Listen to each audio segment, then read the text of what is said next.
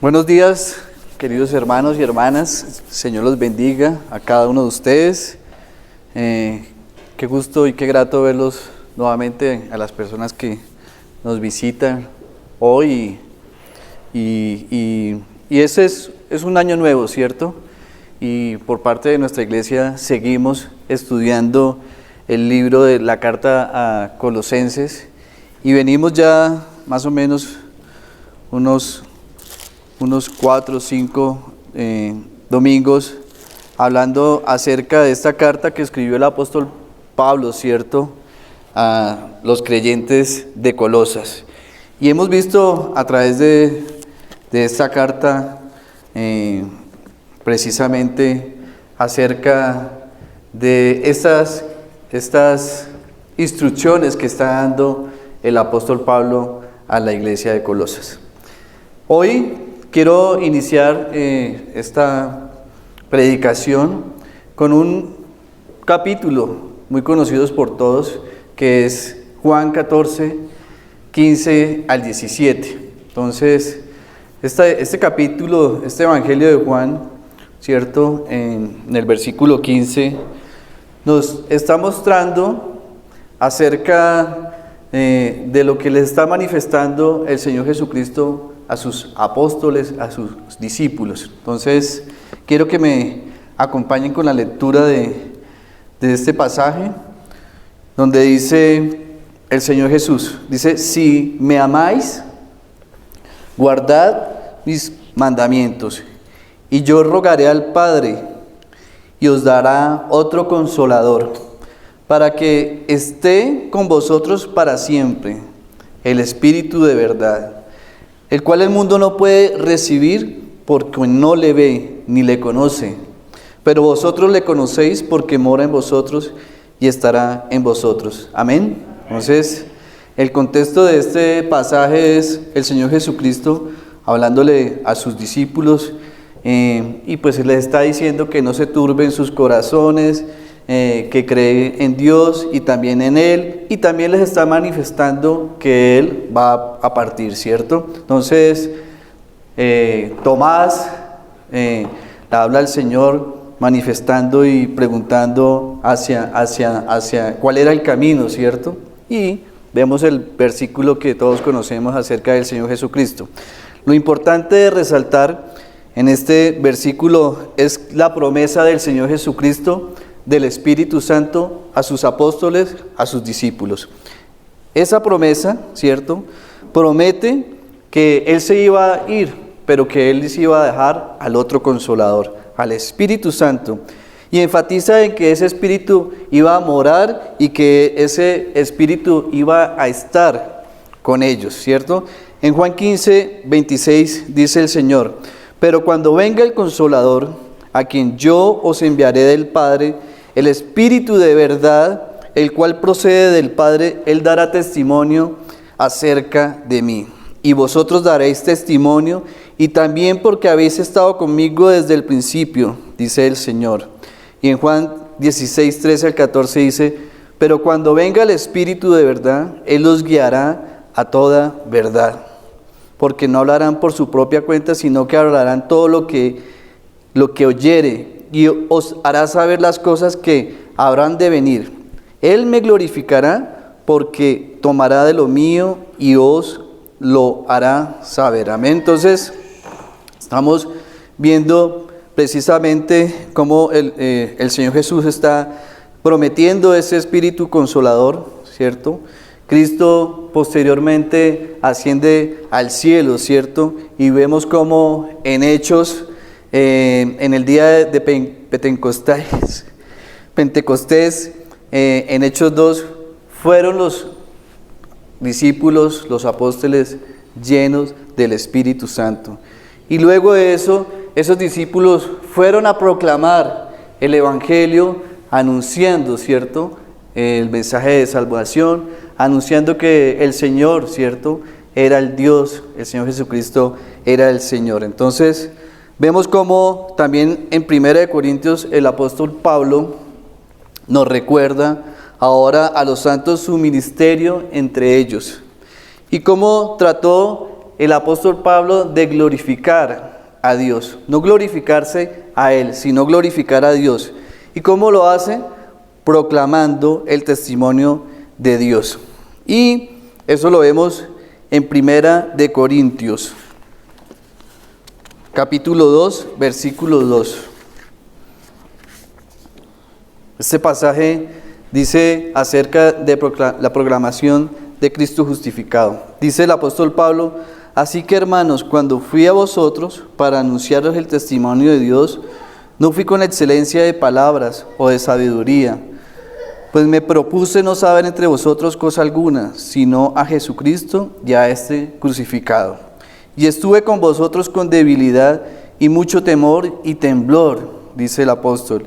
Y ni mi palabra ni mi predicación fue con palabras persuasivas de humana sabiduría, sino con demostración del Espíritu y de poder, para que vuestra fe no esté fundada en la sabiduría de los hombres, sino en el poder de Dios. Dice en el versículo 6, sin embargo, hablamos sabiduría entre los que han alcanzado madurez, y sabiduría no de este siglo, ni de los príncipes de este siglo, que perecen. Mas hablamos sabiduría de Dios en ministerio, la sabiduría oculta, la cual Dios predestinó antes de los siglos para nuestra gloria, la que ninguno de los príncipes de este siglo conoció, porque si le hubieran conocido nunca habrían crucificado al Señor de gloria. Antes bien, como está escrito, cosas que ojo no vio, ni oído yo, ni han subido en el corazón del hombre, son las que Dios ha preparado para los que le aman. Pero Dios nos las reveló a nosotros por el Espíritu, porque el Espíritu todo lo escudriña, aun lo profundo de Dios. Porque ¿quién de los hombres sabe las cosas del hombre, sino el Espíritu del hombre que está en él? Así tampoco nadie conoció las cosas de Dios, sino el Espíritu de Dios. Y nosotros no hemos recibido el Espíritu del mundo, sino el Espíritu que proviene de Dios, para que sepamos lo que Dios nos ha concedido. Lo cual también hablamos no con palabras enseñadas por sabiduría humana, sino con las que enseña el Espíritu, acomodando lo espíritu a lo espiritual. Amén. Entonces, el apóstol Pablo es consciente, ¿cierto?, de esa incapacidad de él y decide llevar a los hombres, ¿cierto?, a confiar solamente en Dios. Vemos en esta carta a los Corintios cómo el apóstol Pablo quiere que los hombres confíen solamente en Dios y no en la sabiduría del hombre. Entonces, la sabiduría, ¿cierto?, que se muestra en el Evangelio es de origen divino. Pablo está hablando acerca de cómo Dios le revela esa sabiduría. Y ahora esa verdad, ¿cierto?, que están conociendo de que el Señor Jesucristo es el Señor y que la obra de salvación en la cruz es revelada, ¿cierto? Ya hablábamos acerca de que el Señor Jesucristo promete ese Espíritu Santo a los discípulos y vemos cómo en Hechos, ¿cierto?, el Espíritu Santo viene sobre los discípulos y vienen ellos llenos del Espíritu Santo, vienen a proclamar ese mensaje de salvación. Ahora estamos hablando acerca de que el apóstol Pablo, ¿cierto?, está manifestando que esa verdad fue revelada a los discípulos, pero él, ¿cierto?, y otros de esos discípulos están dando a conocer, ¿cierto?, a los creyentes, ¿cierto?, ¿qué he hecho? Uno, importante es que este pueblo judío y gentil ahora eran un solo pueblo, una sola iglesia, un solo cuerpo, un solo espíritu, ¿cierto? Y que el Señor Jesucristo, que había muerto en la cruz, que había sido sepultado, que había resucitado y que había ascendido al cielo, vendría por su pueblo. Entonces, este es el contexto que está dando el apóstol Pablo a los Corintios. Entonces, algo que queremos o que quiero de pronto resaltar es que ese proceso de revelación, de inspiración y de iluminación que describe en estos versículos, a partir del versículo 9, que dice cosas que no vio ni oído que oyó, pero Dios nos las reveló a nosotros, fueron reveladas por el Espíritu Santo, ¿ya? Como ellos a su vez, estos apóstoles o discípulos transmitieron ¿cierto? Estas verdades mediante la inspiración del Espíritu Santo, la cual está y la encontramos en la palabra del Señor. Y ahora nosotros, ¿cierto?, podemos comprender estas verdades con la ayuda, con la guía, con la iluminación del Espíritu Santo. Entonces, el contexto que quiero hacer para la predicación del día de hoy es que nosotros podamos, ¿cierto?, centrar nuestra mirada en ese Espíritu Consolador, en ese Espíritu ayudador, fortalecedor, que nos prometió el Señor Jesús que nos iba a dejar, ¿cierto?, y que mora en nosotros. Porque estará en nosotros, dice el Señor, y dará testimonio del Señor Jesús, y que nos guiará a toda verdad, y os hará saber todas las cosas que ha de venir. Amén. Entonces, vemos cómo ese proceso, ¿cierto?, desde la presencia terrenal del Señor Jesucristo, acerca de ese poder que nos quiere dejar. Y en Efesios 2, versículo 18 dice la palabra del Señor: porque por medio de Él, ¿cierto?, del Señor Jesucristo, los unos y los otros, gentiles como judíos, ¿cierto?, tenemos entrada por un mismo Espíritu al Padre. Amén. Entonces, ahora, ¿cierto?, por medio del derramamiento de la sangre preciosa del Señor Jesucristo en la cruz, ese derramamiento, ese sacrificio, hizo posible que nosotros pudiéramos tener acceso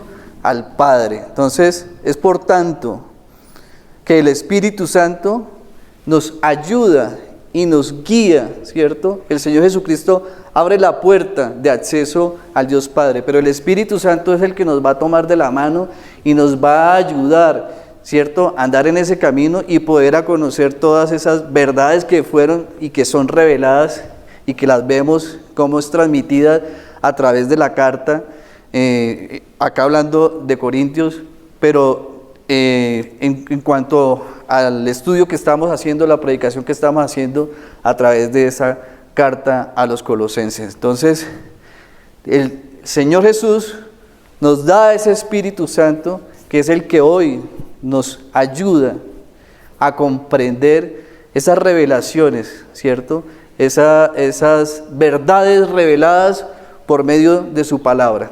Oremos. Amado Padre Celestial, te damos gracias, Señor, por este día. Hoy nos disponemos esta mañana, Señor, a escuchar tu palabra.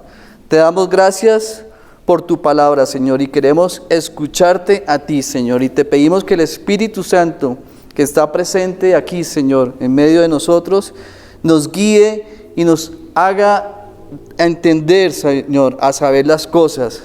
Abre nuestros ojos, el entendimiento, para poder conocer lo que dice tu palabra y podamos nosotros anhelar escuchar tu voz, Señor. Queremos, Señor, poder cambiar nuestra manera de pensar, nuestra manera de vivir, nuestra manera de hacer las cosas. Te pedimos, Señor, que podamos nosotros ser revestidos, renovados, Señor, que podamos tener esa disposición de poder morir, ¿cierto?, a lo terrenal, para poder dejar nuestras imperfecciones, para perseverar en la santidad, Señor, para que podamos morar en la palabra tuya, Señor, y que tu Espíritu nos llene y que nos permita, Señor, predicar y enseñar tu palabra. En nombre del Señor Jesucristo, nuestro Salvador, oramos. Amén. Entonces, mis hermanos, vamos a continuar con nuestra carta a los Colosenses. Hemos venido ya, como hablábamos, hablando acerca de esa oración del apóstol Pablo a la iglesia de Colosas, ¿cierto? También hablamos acerca de de la reconciliación por medio de nuestro Señor Jesucristo y hablábamos acerca de la gloria de Cristo, ¿cierto? De que Cristo era la imagen del Dios invisible, que Jesucristo era el primogénito de toda la creación y el apóstol Pablo nos hablaba acerca de esa supremacía, ¿cierto? De esa plenitud que hay en el Señor Jesucristo y también nos hablaba acerca de las consecuencias, ¿cierto? Que hay gracias a la obra del Señor Jesús en la cruz, acerca de la reconciliación que hay, acerca de la paz que hay mediante la cruz, ¿cierto? Mediante la sangre preciosa derramada en la cruz y también nos daba a conocer acerca del pecado, de la redención que hay y sobre todo hablamos 2 semanas anteriores acerca de la seguridad de la salvación, esa seguridad que nos da a entender que ya la ira de Dios será retenida para quienes creen en el Señor Jesucristo. Entonces, ahora el apóstol Pablo pasa a expresarles a la iglesia de Colosas esa nueva vida, ¿sí? Recibida por identificación con Cristo y que esa identificación con Cristo es una nueva forma de comportamiento muy distinto a esa vida natural que tenían ellos, esa vida de esclavitud y de pecado. Entonces, si gustas, capítulo 3.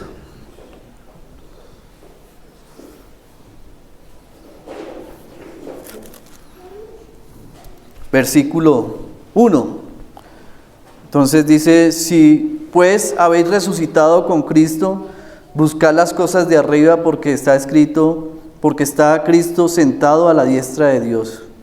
Poned la mira en las cosas de arriba, no en las de la tierra, porque habéis muerto y vuestra vida está escondida con Cristo en Dios. Entonces, esta nueva vida de que está hablando el apóstol Pablo en esta carta, es el resultado de haber resucitado con Cristo. Entonces, hablamos acerca de que la muerte de Cristo nos da una transformación, un perdón y nos da una victoria.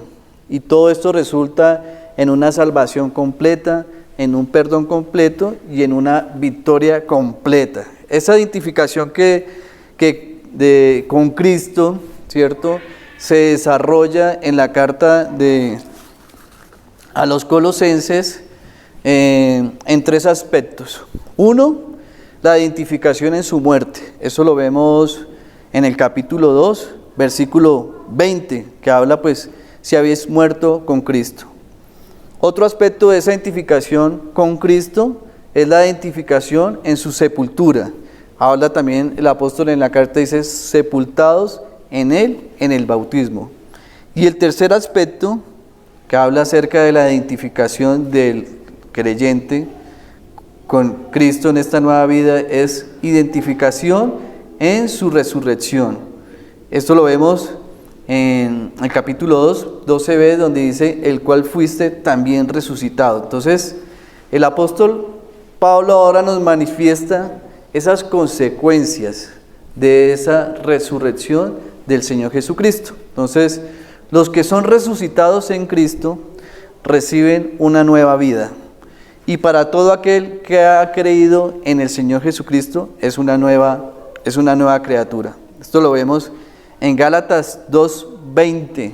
Gálatas 2:20.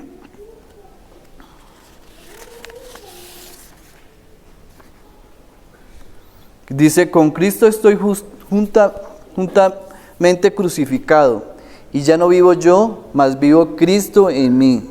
Y lo que ahora vivo en la carne, lo vivo en la fe del Hijo de Dios, el cual me amó y se entregó a sí mismo.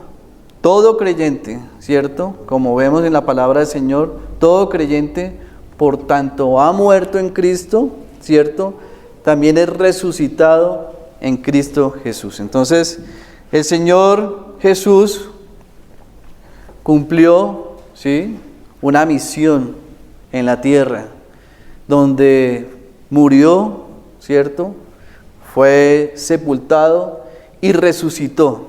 Y en ese aspecto de esta nueva vida, ¿cierto?, nosotros como creyentes participamos en él. Esto lo vemos en Romanos 6, 3 al 4.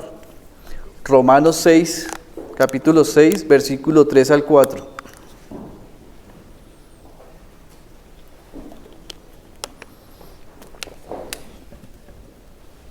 Dice Romanos: ¿o no sabéis que todos los que hemos sido bautizados en Cristo Jesús, hemos sido bautizados en su muerte?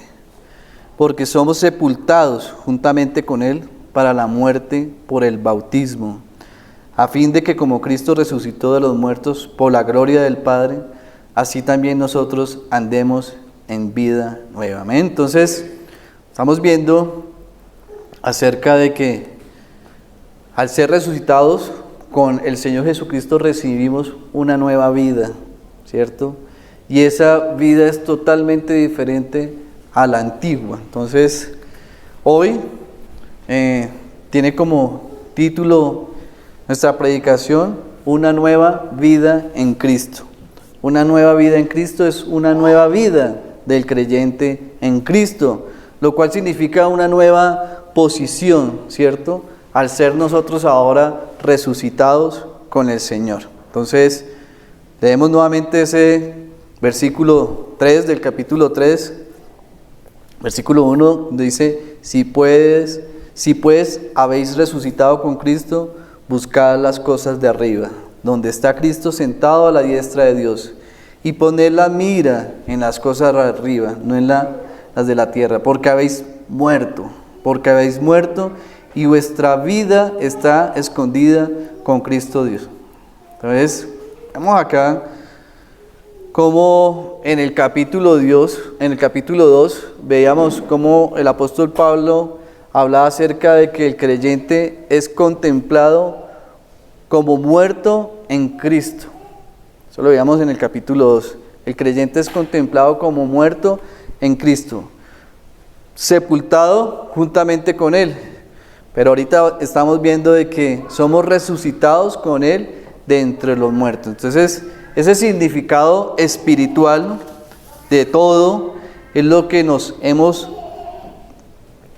podido separar o despedir de esa vida anterior. Y hemos entrado a un tipo de vida completamente nueva, es decir, en la vida del Señor Jesucristo resucitado. Entonces, debido a que somos resucitados con Cristo, deberíamos, como dice la palabra, buscar las cosas de arriba. Seguimos estando en la tierra, pero debemos estar cultivando los caminos celestiales. Buscar significa una acción continua de hacer, ¿cierto? Y la norma de vida para cada creyente consiste en ocuparse de esas realidades eternas que le pertenecen al creyente en Cristo. Y el Señor Jesucristo declaró precisamente lo siguiente de la siguiente manera en Mateo 6:33.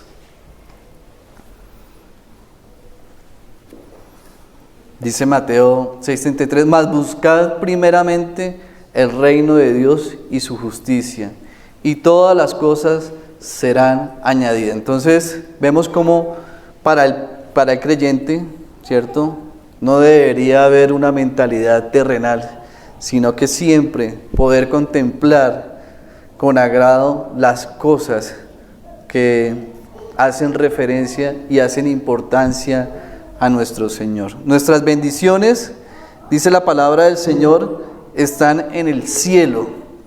Y para poder ver precisamente esas bendiciones, tenemos como referencia Efesios 1:3, carta que estudiamos el año pasado, donde dice: en los lugares celestiales con Cristo, ¿cierto? Entonces, ahí es donde están estas bendiciones, donde están los ángeles.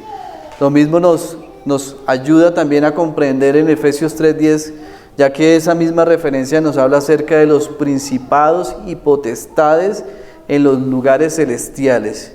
Y en Cristo, como dice en Efesios 1:20, resucitándole de los muertos y sentándose a su diestra en los lugares celestiales. Entonces, nosotros existimos en el reino celestial mediante nuestra unión con el Señor Jesucristo, ¿cierto? Con ese Cristo resucitado. Y como dice en Efesios 2:6, nos ayuda a complementar nuestra idea, es que juntamente con Él nos resucitó y asimismo nos hizo sentar en los lugares celestiales con Cristo Jesús. Amén. Entonces, puesto que las cosas son más valiosas en el cielo, como estamos viendo en nuestros pasajes bíblicos, la conclusión más obvia para eso es que nosotros no debemos, por tanto, enredarnos, ¿cierto?, en asuntos de manera terrenal o del mundo. Entonces, el hombre que ha puesto la fe en el Señor Jesucristo ha sido hecho una nueva criatura. De modo de que si alguno está en Cristo, nueva criatura es. Las cosas viejas pasaron y aquí todas las cosas son hechas nuevas. Amén. Entonces, esta nueva posición nos está demandando un nuevo estilo de vida, ¿sí? Y cuando estamos hablando de un nuevo estilo de vida, estamos hablando acerca de unas nuevas implicaciones en nuestra manera de vivir, en nuestra manera de andar, ¿ya? Entonces, Dios ha dado a este nuevo hombre una nueva capacidad por medio de la cual es posible vivir una vida agradable en Dios. Entonces, es una imposición, es un imperativo, es una imposición, ¿ya?, que el verdadero cristiano debe abandonar las prácticas y actitudes de esa vida pasada y que ponga en práctica las demandas, ¿cierto?, y éticas de esta nueva vida que posee. En Colosenses, en este mismo versículo, a partir del mismo capítulo, del versículo 5, dice la palabra del Señor. Dice: haced morir pues lo terrenal en vosotros: fornicación, impureza, pasiones desordenadas, malos deseos y avaricia, que es idolatría, cosas por las cuales la ira de Dios viene sobre los hijos de desobediencia, en las cuales vosotros también anduviste en otro tiempo cuando vivías en ella. Entonces, vamos a ver a continuación cuál es esa vida verdadera del cristiano, ¿cierto? Y la palabra, ¿cierto?, en esta carta nos da unas características para el abandono de ciertas prácticas, ¿cierto?, en esa nueva posición que tenemos. Entonces, vamos a ver primero que el verdadero cristiano debe de renunciar a las acciones contrarias a su nueva posición. ¿Cómo lo debe ser? Entonces, renunciar a la inmoralidad, que es la fornicación, renunciar a la impureza o a la suciedad espiritual, renunciar a estas pasiones contrarias a esta nueva posición, como son las pasiones desordenadas, los malos deseos, la avaricia.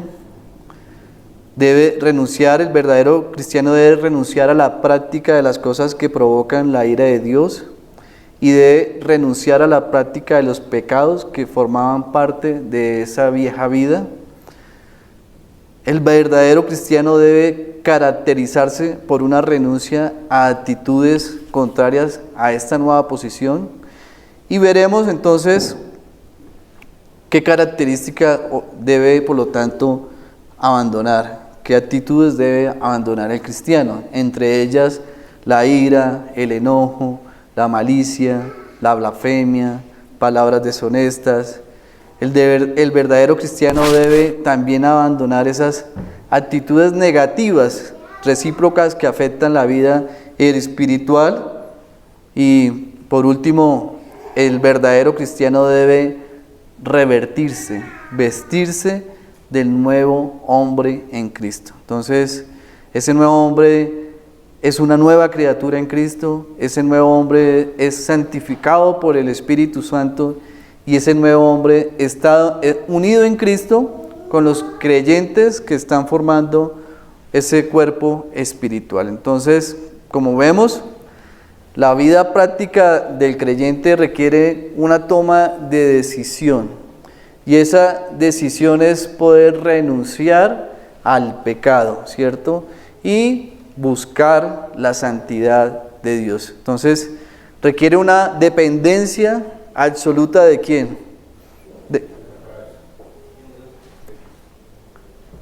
Depende de una dependencia absoluta del Señor Jesucristo.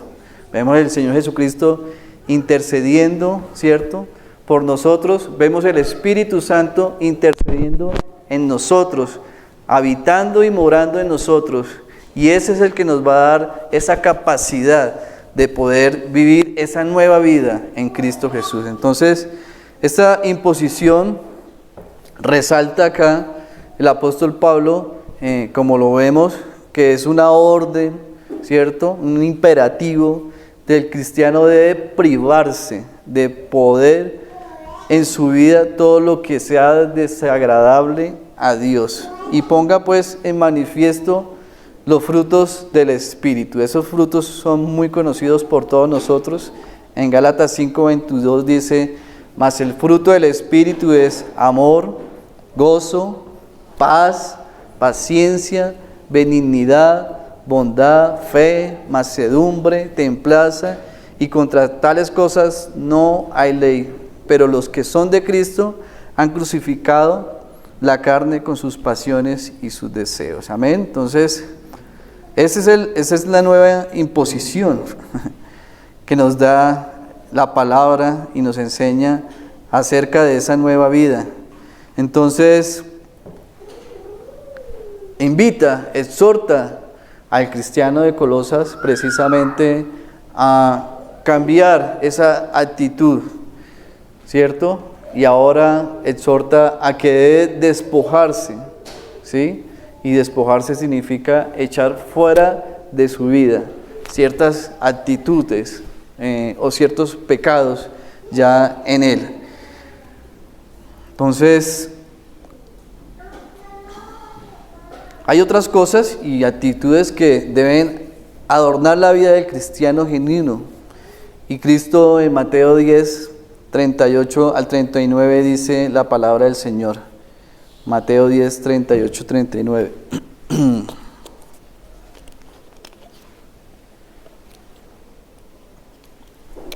Dice: y el que no toma su cruz y sigue en pos de mí, no es digno de mí. El que haya su vida, la perderá.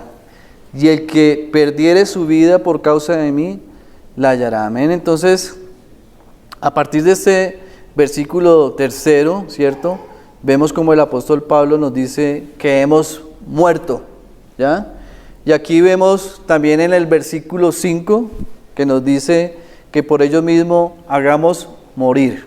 Entonces, nuestros miembros, ¿cierto?, que están en la tierra, es lo que está exhortando el apóstol a que hagamos morir. Entonces, estos dos versículos de que que habéis sido muertos y hagamos morir, estos dos versículos tenemos en ellos una ilustración de la clara diferencia entre posición y condición del creyente. Entonces, la posición es que ha muerto, esa es la posición, y su condición debería ser la de considerarse muerto al pecado, haciendo morir ese creyente, morir sus miembros que están sobre la tierra. Entonces, nuestra posición es lo que somos en Cristo, ¿cierto? Y nuestra condición somos lo que nosotros somos en nosotros mismos. Entonces, la palabra, cuando habla acerca de vuestros miembros, que traduce,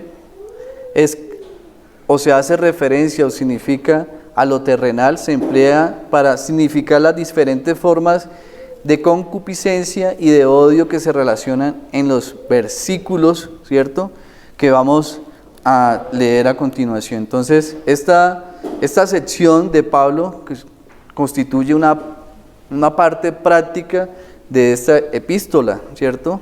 Entonces, vemos el apóstol Pablo haciendo énfasis acerca de la persona y la obra del Señor Jesucristo, ¿cierto?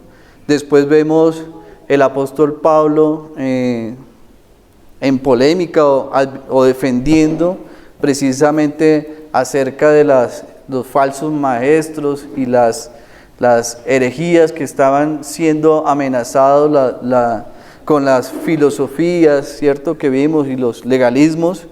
Ahora entonces considera que los colosenses deben tener una vivencia diaria, ¿cierto?, como hijos de Dios. Entonces, esta sección se caracteriza por el uso del modo imperativo de que ya vimos, de hacer morir, de dejad, no mentáis, y en el versículo 5 expresa el resultado y debería traducirse por lo tanto. Entonces Pablo, el apóstol Pablo, desea indicar lo que quiere es dar un resultado, y en esta parte encontramos la actitud acerca del creyente, ¿cierto? La actitud que debe tener ese creyente hacia lo terrenal.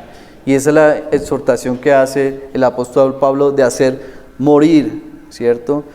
O considerar como muerto. Entonces, a continuación vamos a ver esa idea central, ¿cierto?, acerca de privar de poder y de poder destruir con fortaleza algo o alguien. Entonces, esta idea, ¿cierto?, también la vemos en los pasajes de Romanos, donde vemos enseñanzas similares acerca del apóstol Pablo.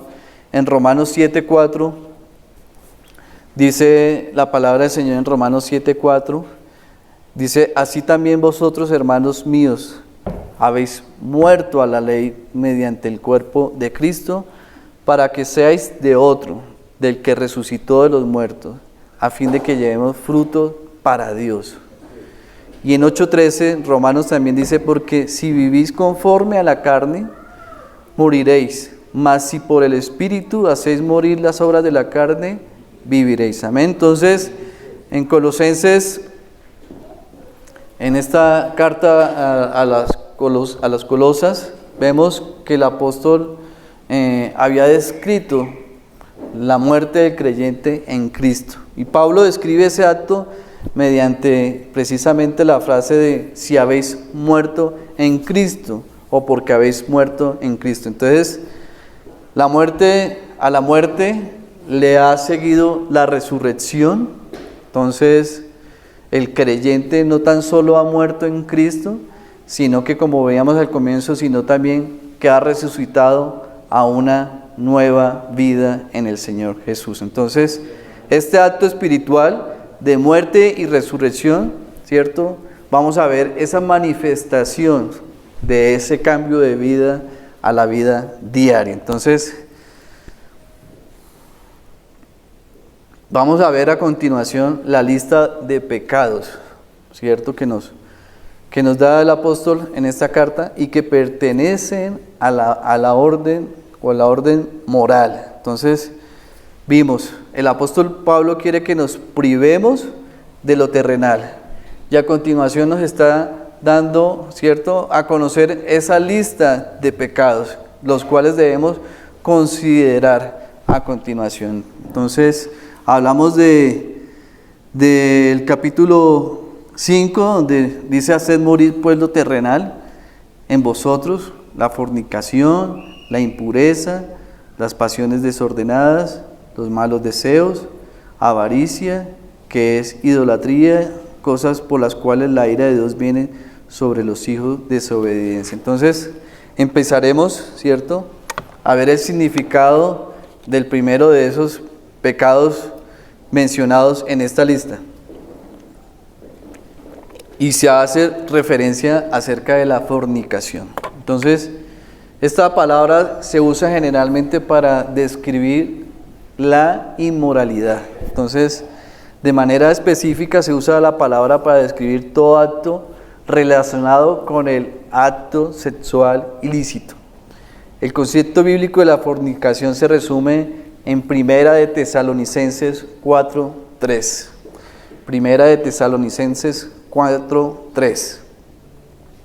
Dice en este pasaje: pues la voluntad de Dios es vuestra santificación, que os apartéis de fornicación, y que cada uno de vosotros sepa tener su propia esposa en santidad y honor. A continuación, dentro de esas listas, vemos acerca de la impureza. Y la impureza literalmente significa suciedad. Entonces, esta palabra se refiere a la inmundicia de pensamiento, ¿sí?, en palabra o en acción, y se refiere a esa suciedad moral. La impureza está descrita dentro de las obras de la carne de Gálatas 5:19. Dice, y no debe admitirse, por tanto, en los creyentes, porque no nos ha llamado Dios a inmundicia, dice en Efesios 5:3, no nos ha llamado Dios a inmundicia, sino a santificación. Entonces, vamos hablando acerca de esa lista de pecados que pertenecen a ese orden moral en el cual el apóstol Pablo nos manda a que nos privemos del poder a lo terrenal, ¿cierto?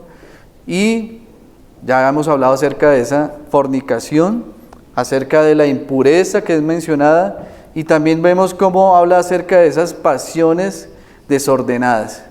Y cuando hablamos de pasiones desordenadas, esta palabra significa un sentimiento o experiencia que se usa, ¿cierto?, cuando hablamos de una emoción pasiva, ya fuese buena o mala, pero en el Nuevo Testamento siempre se usa en el sentido malo para indicar todo deseo que no es controlable o toda pasión que es vergonzosa, pasión de concupiscencia, y se refiere pues a una pasión sexual liberada por el cuerpo. El cuarto de estos pecados relacionados vemos los malos deseos.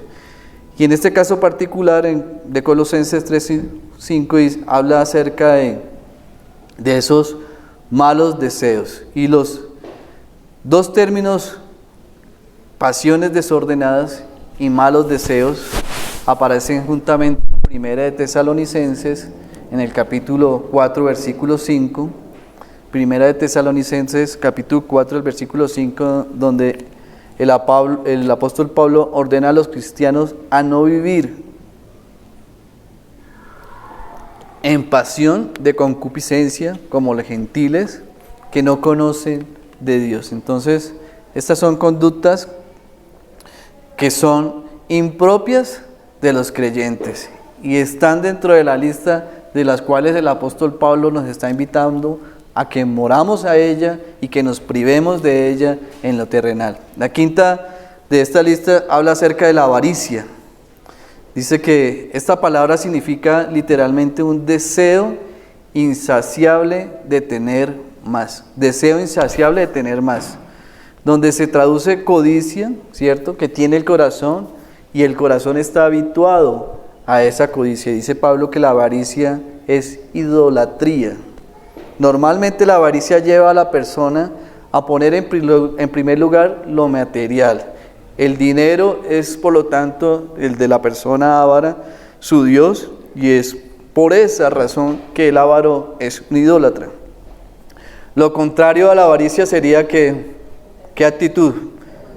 Contentamiento, exactamente. Eso es lo opuesto a la avaricia. Mientras la persona avara, codicia y se rinde en adoración a sí mismo o hacia el dinero, la persona contenta adora a Dios. Entonces, vemos como en el versículo 6 y 7, ¿cierto?, dice que las cosas por las cuales la ira de Dios viene sobre los hijos de desobediencia, en las cuales vosotros también anduviste en otro tiempo cuando vivías en ella. Entonces, después de haber presentado precisamente esta primera lista de pecados que está exhortando al creyente a que muera a ellos, está el apóstol Pablo ahora hablando acerca de dos razones, ¿cierto?, fuertes, por lo cuales nos motiva a morir al pecado. La primera de ellas es la ira de Dios, ¿cierto?, que puede venir,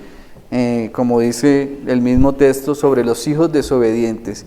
Y la segunda razón por la cual debemos hacer morir el pecado es que nos está diciendo de alguna manera, es que ustedes saben lo que era vivir precisamente en esa nueva vida, ¿cierto?, de concupiscencia, de pecado, ¿cierto?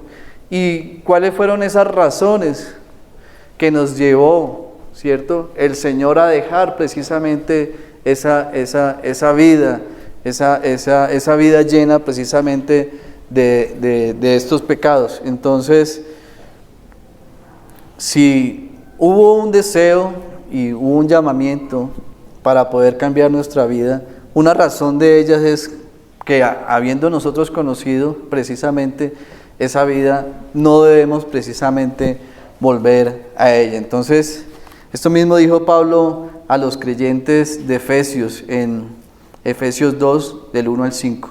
No sé si me puedes ayudar con esa lectura, Brian. Efesios 2, del 1 al 5.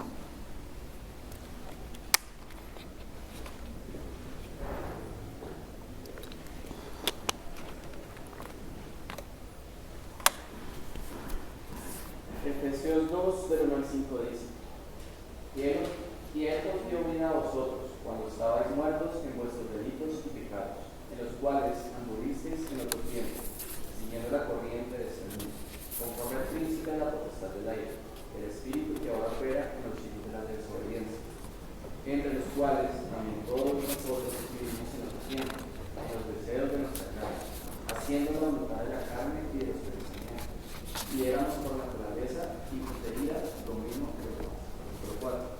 Pero Dios, que es rico en misericordia, por su gran amor con que nos amó, aun estando nosotros muertos en pecado, nos dio vividamente junto con Cristo. Por gracia sois salvos.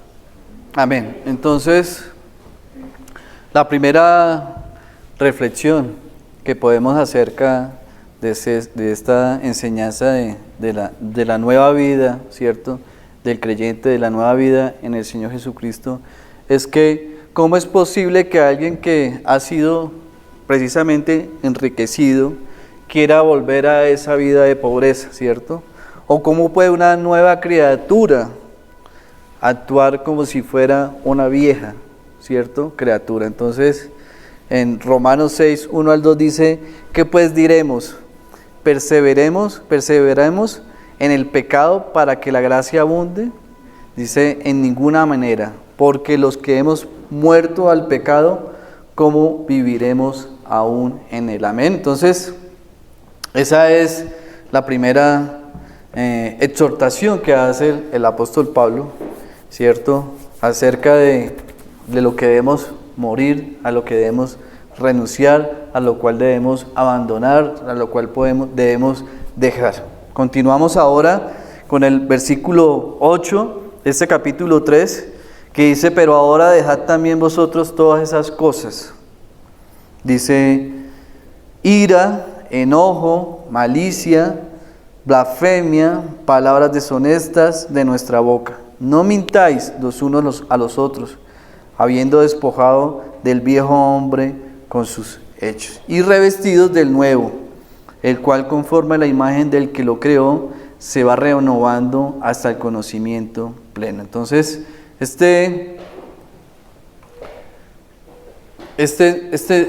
segunda, digamos, imposición, ¿cierto?, que está haciendo el apóstol Pablo, es un imperativo, ¿cierto?, en el cual nos habla acerca de los pecados que el creyente debe despojarse. Entonces, hablamos acerca de dejad también vosotros todas estas cosas. Entonces, los pecados que conforman esta segunda lista son más de índole social que personal, pues atentan, ¿cierto?, cuando se cometen estos pecados a otras personas. Entonces, utilizando aquí un orden inverso a la lista que nos precedía, Pablo comienza con los motivos y culmina citando los actos. Entonces, cuando habla el apóstol Pablo de dejar, ¿cierto?, es una palabra que se utiliza o se hace referente a la acción de quitarse la ropa.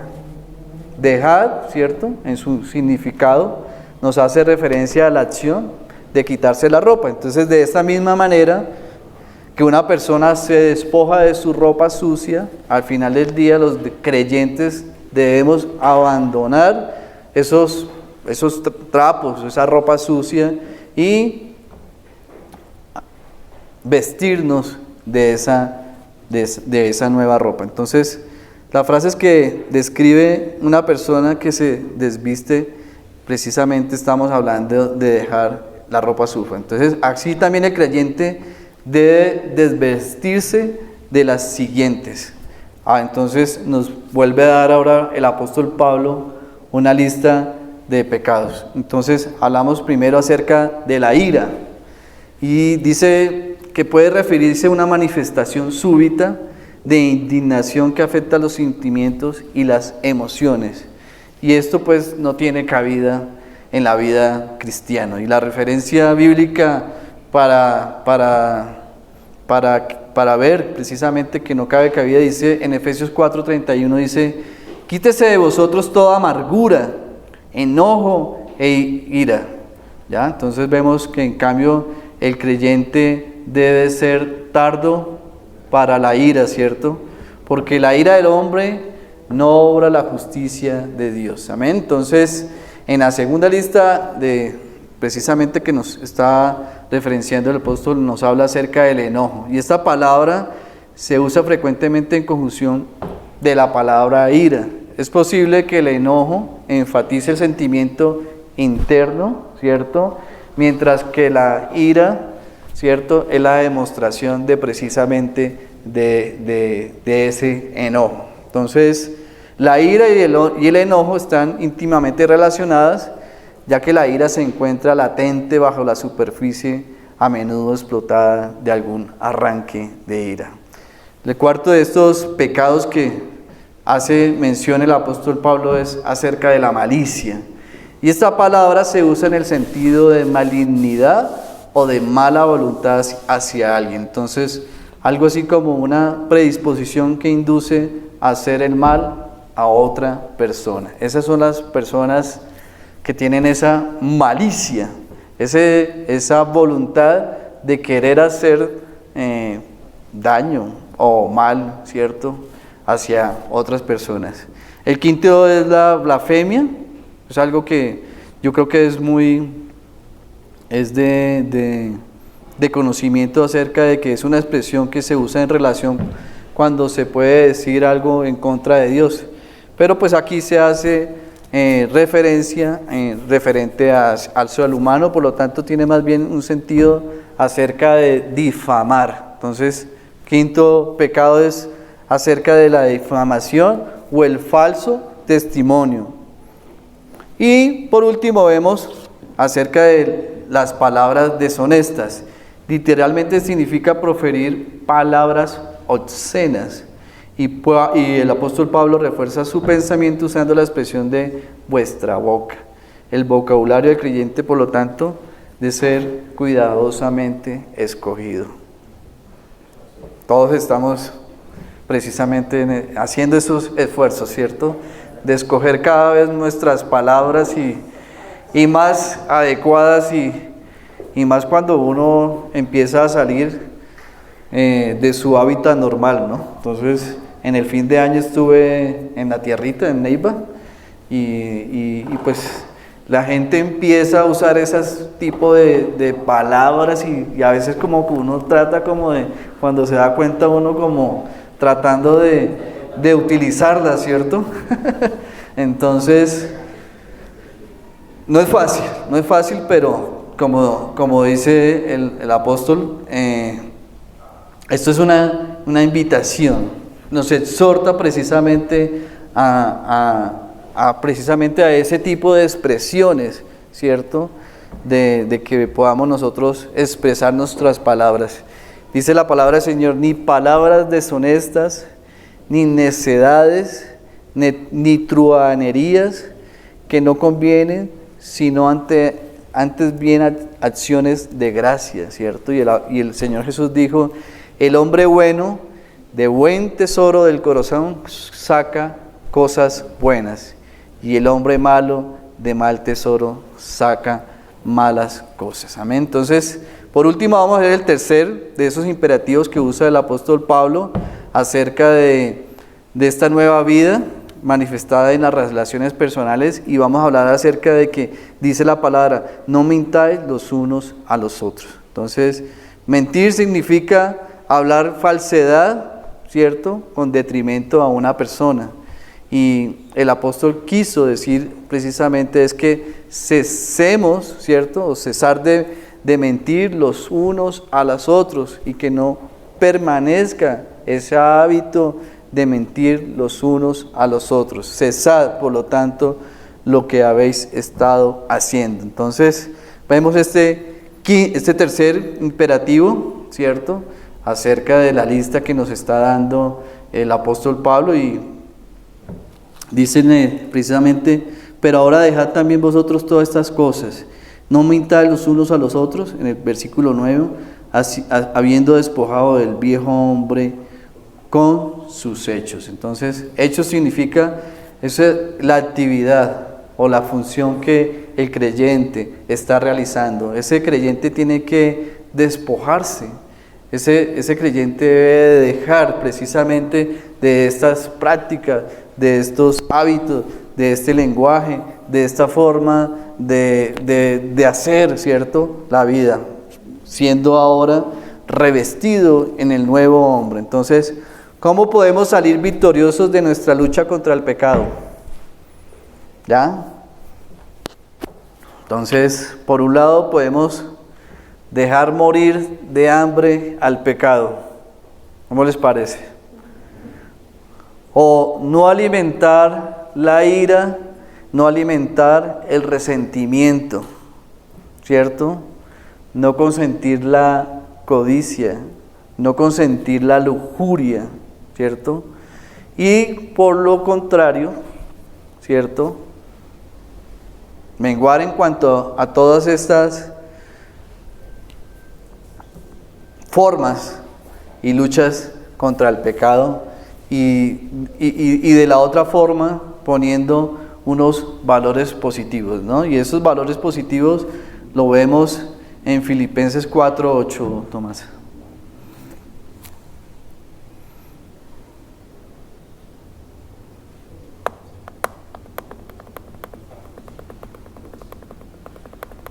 Filipenses 4:8 dice, por lo demás, hermanos, todo lo que es verdadero, todo lo honesto, todo lo justo, todo lo puro, todo lo amable, todo lo que es de buen nombre, y si hay virtud alguna, y si algo digno de alabanza, en esto pensad. Amén. Y la palabra de Cristo more en abundancia en vosotros, dice el Señor. Entonces, la fórmula es muy sencilla. Yo creo que debemos esforzarnos precisamente, no alimentar, ¿cierto? Y dejar morir de hambre al pecado. Dejar morir de hambre al pecado es no alimentarlo, ¿cierto?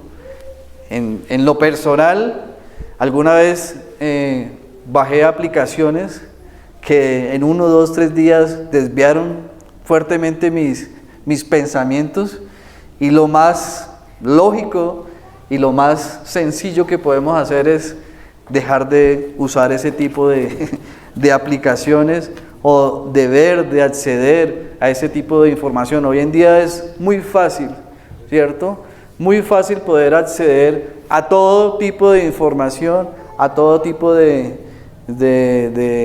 videos, de fotografías y de información, y pues lamentablemente eso es alimentar, ¿cierto?, de alguna forma la ira o el resentimiento o la codicia o la lujuria, cuando de ciertas formas, hombres o mujeres, porque aunque uno cree que la tendencia más alta es acerca de los hombres, acerca a acceder a la pornografía, veía que el año pasado en Colombia fue uno de los países donde hubo mayor crecimiento, ¿cierto?, de índices de la mujer accediendo a este tipo de portales, ¿ya?, accediendo a este tipo de engaños y de mentiras, como lo llamo yo. Entonces, vemos cómo el apóstol Pablo a continuación usa nuevamente esta metáfora describiendo acerca de vestirse. En el versículo 10 dice, y revestido del nuevo, el cual conforma la imagen del que lo creó, se va renovando hasta el conocimiento pleno. Entonces, ese viejo hombre es como una vestimenta sucia, donde hay que dejarla, hay que desecharla, hay que abandonarla, hay que eliminarla y revestirse, ¿cierto?, con esa nueva vestimenta limpia, atractiva, ¿cierto? Entonces, el nuevo hombre es la nueva naturaleza y la nueva capacidad que el creyente posee para agradar a Dios. Y el Espíritu Santo opera precisamente en el creyente por medio de esa nueva naturaleza para poder ser renovado, ¿cierto?, según a la imagen del Señor Jesucristo. Entonces, hay una nueva meta y hay una nueva perspectiva, y es que Dios nos quiere, ¿cierto?, hacernos según a la imagen del Señor Jesucristo. Y es un proceso que inicia precisamente con la identificación personal con Cristo, ¿ya?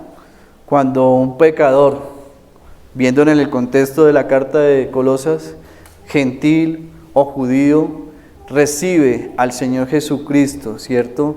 Y recibe al Señor Jesucristo como su Señor y su Salvador, y es hecho una nueva criatura en Dios. Entonces, como resumen, vemos el apóstol Pablo que aplica a la vida diaria del creyente, ¿cierto?, estas grandes verdades doctrinales, donde nos habla acerca de que en Cristo el creyente todo tiene lo relacionado con la salvación, tiene todo lo relacionado con el perdón, tiene todo lo relacionado acerca de la victoria que hay en el Señor Jesucristo, que el creyente tiene todo lo relacionado con la santificación, ¿ya? Y además el creyente tiene la responsabilidad de abandonar esas prácticas de esa vida pasada y vivir una nueva vida que ha recibido en Cristo Jesús. Entonces, mis hermanos, ese es el mensaje, la palabra del Señor para nuestra iglesia, en la cual el Señor desea que nosotros tengamos una vida práctica diaria, ¿cierto? Que podamos tener un andar diario y podamos vivir, ¿cierto?, revestidos de ese nuevo hombre. Ya a continuación veremos posteriormente acerca de cómo el apóstol Pablo nos habla acerca de ser vestidos, ¿cierto?, como escogidos de Dios, santos, o sea, separados para Dios, amados, porque somos el objeto principal del amor de Dios, de entrañable misericordia, de benignidad, de humildad, de mansedumbre, ¿cierto?, de paciencia, soportando los unos a los otros, perdonando los unos a los otros. Nosotros, si alguno tuviera queja contra Dios, de manera que Cristo os perdonó, así también hacedlo con vosotros. Entonces, vamos a ver entre 8 días, si Dios quiere, a ver cómo es esa actitud que debe tener ahora ese nuevo hombre en el Señor Jesucristo. Pero vemos cómo debemos nosotros honrar, ¿cierto?, y agradar a Dios con nuestras vidas, con nuestro andar, con las actitudes que debemos tener, con esta nueva condición que tenemos nosotros, y ser vestidos, ¿cierto?, y que esa vestimenta nos identifique con lo que somos, ¿cierto? En alguna oportunidad estaba en una práctica de la universidad en un juzgado, y un compañero fue precisamente a hacer una representación legal por una persona que ha cometido alguna clase de delito. Y estando nosotros en la baranda, esperando a que nos llamaran en la audiencia, pues mi compañero, pues lamentablemente, pues se fue mal vestido. Creo que estaba con la ropa arrugada, no sé si tenía, digamos, mugre, no sé, pero las condiciones que tenía no eran las mejores. Y cuando salió el juez, pues precisamente le dijo a mi compañero, le dijo, ¿dónde está su apoderado? ¿Dónde está el que lo va a representar en la audiencia? Entonces, y mi compañero se sorprendió, ¿cierto? Porque pues como que estoy en el, ¿qué pasó? ¿Qué ocurrió? Por poco le sacan las esposas y lo apresan ahí dentro de la diligencia, pero yo creo que el mensaje que quiere el Señor es que precisamente podamos tener una identificación, y esa vestimenta que nos habla precisamente el apóstol Pablo es algo que nos identifica, algo que nos caracteriza y algo que nos va a dejar ver a nosotros como lo que somos, y que podamos nosotros mostrar y precisamente ser esa imagen del Señor Jesucristo en nuestras vidas. Amado Padre, te damos gracias, Señor, por tu palabra. Sabemos que tu palabra es verdad, Señor, y queremos, Señor, pedirte, Señor, para que nos sigas ayudando, Señor, para que podamos seguir siendo nosotros transformados, Señor, podamos ser nosotros renovados, Señor. El día de hoy, Señor, nos has mostrado que no te agrada, Señor, el pecado, y vemos una lista corta, Señor, de esas prioridades de las cuales nos debemos privar, Señor, que debemos abandonar, que debemos dejar, que debemos eliminar de nuestras vidas, Señor. Queremos pedirte especialmente a ti, Señor, para que seas tú ayudándonos, Señor, a ser fuertes en nuestras debilidades, para que podamos perseverar, Señor, en la santidad, Señor, y que podamos nosotros continuar, Señor, ese proceso de transformación, y que podamos ir de gloria en gloria, Señor, transformándonos, Señor, dando frutos, Señor, en nuestras vidas, Señor, sobre todo en amor, en unidad, en bondad, en benignidad, Señor, y todo lo que te agrada a ti, Señor. Te damos gracias, Señor, y oramos en el nombre que es sobre todo nombre, en el nombre del Señor Jesucristo, quien murió, fue sepultado y resucitó, Señor, y nosotros también resucitamos juntamente con Él, Señor, para una nueva vida, Señor, en Cristo Jesús. En el nombre del Señor Jesús oramos. Amén.